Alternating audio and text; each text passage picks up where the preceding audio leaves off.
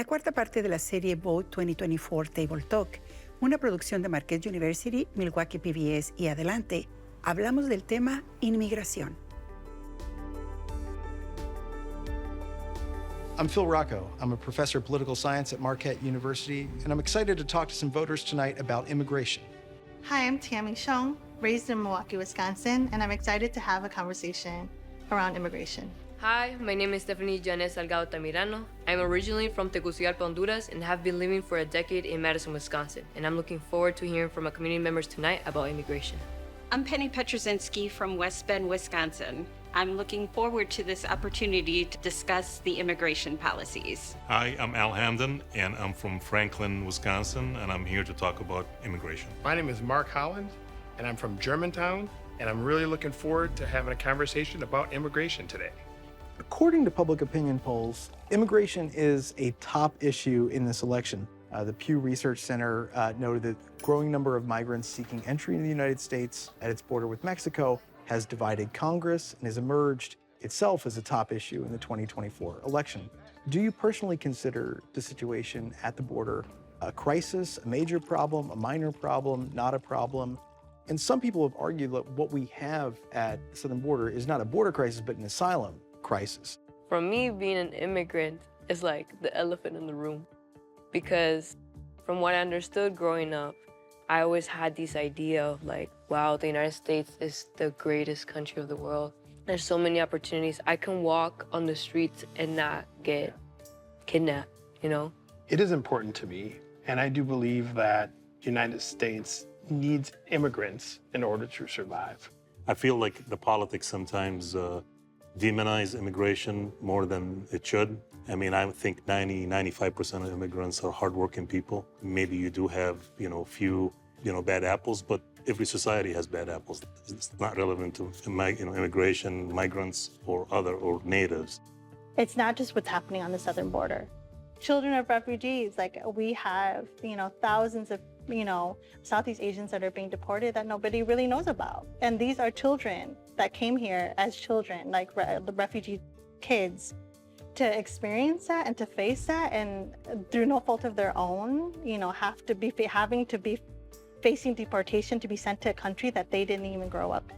I think everyone wants peace and wants freedom for their own community, to be safe, to walk around, and to not feel like if you are a target or if you are seen as an alien, what can that look like for you if the world politics becomes sour? Like, can you just imagine for immigrants that came from the Middle East during 9/11, being from those places and then carrying that identity with you was so dangerous. Or Asian folks during the pandemic, that was so dangerous because you were seen as foreign.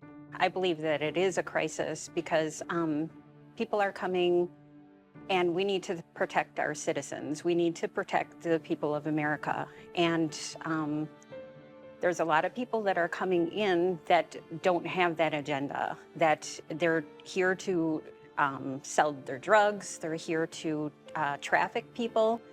And I believe that we need to keep our Americans safe. We need to monitor and vet the people that are coming in. You just can't open the border and say, come on in. You need to have a program, a system. I've never, I guess I'm not in the spaces and I don't hear the conversations of people saying, oh, these people that are coming over are like traffickers and bringing in drugs. I think the more the spaces that I'm in are like sheer desperation, right? What are people experiencing in their home country? Why have they made that trek here? Yeah, and I can't help but see my own humanity in that and say, like, this is horrible and we need to figure out like a process.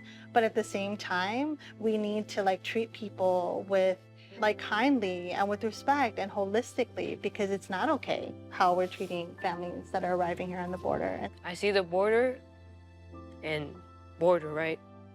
Man-made borders that we created. And I see my cousins, I see brothers, I see sisters, I see aunts, I see family, I see fathers. How can I tell myself that I deserve to be here over them just because my parents had the privilege to pay through the process, just because I'm now a naturalized citizen, just because I was able to make it out and not them. And all this emotional vulnerability that I think I'm showing and feeling safe to do is because it affects me. It affects my communities who are from mixed status family. It affects the people who are working in restaurants, maybe even the people who picked up our food and we had dinner tonight. It's all those people who I see are hardworking people. In the previous jobs I had, I was a community organizer for the Latinx community. I've been a youth counselor for youth, and the trauma that they just bring is so heavy that for them it's survival at this point. The idea of separation of families is beyond the not okay, because we also realize how this separation of families have been done in so many different communities. I was reading a book about Clint Smith, about how the word is passed, and he was showcasing at one point the similarities between slavery in the United States and the same oppression tactics that is used today, on how they were separating families who were brought in from multiple communities in Africa to then here, and they were separating them by selling them a human being, and then now here, separating them, telling who is the criminal, who is going back. Like you mentioned, it's unfortunately very polarized, but we really have to connect on our humanity, that even if that person looks different from you. What would a solution, right, to improving those pathways look like to you? This idea that you can just apply and just come, it's a misconception. It's very difficult to immigrate to the United States. So you have people that are desperate, and that's what we've talked about, that solution in the mother country and the home country maybe is a better way to do it. They have no opportunities. There's political prosecution, there's murders, and then they're just rushing the border. And they're rushing the border because there is jobs here. To me, maybe a work permit program might make some sense. Why are you coming to steal cars? Why are you coming to commit murders, to rape, and all these things? Why are you coming to the United States to do that? My thing is, yes, you should get deported in that case. You're not a benefit to society if you're doing those things. Granted, it's not everybody. It's the majority of people aren't doing that, right? 5% maybe? That's a very small amount of the people. But when you invite masses amount of people and you don't do the vetting, but if you don't do vetting, you're gonna get more that do that. So much of the conversation around immigration then becomes around the 5%. And it didn't make enough room and space for like the 95% of people that are coming here to flee, you know, for safety, for jobs, for all of that. Yes, Latinx people were given jobs because this is where the United States have jobs, but those jobs were not necessarily 40 hours per week. We're not necessarily $20 per hour. We're not salary jobs. We're not jobs with benefits. And we're also many, many times subjects of abuse, discrimination, racism, and then also stolen wages. If you made all that track to have money to then afford with your family to bring them here for yourself or bring money back home, and your wage is being stolen, but then you don't think you have rights because you're maybe be undocumented, it's a sad reality that we have to confront the why. Technically, immigrants are not qualified for social programs. I mean, you gotta be a US citizen, or you gotta be a green card holder. Otherwise, you're not gonna get social programs, you know. Now, if you get sick and you go to the hospital, they gotta treat you. But as a general rule, and you guys can correct me on this, you can go apply for like food stamps. You can go apply for unemployment benefits if you have legal work, you just can't do it, you know. So, and you still pay taxes. And you still pay taxes. I have a question. Yeah. What does everybody think? Do we need a wall?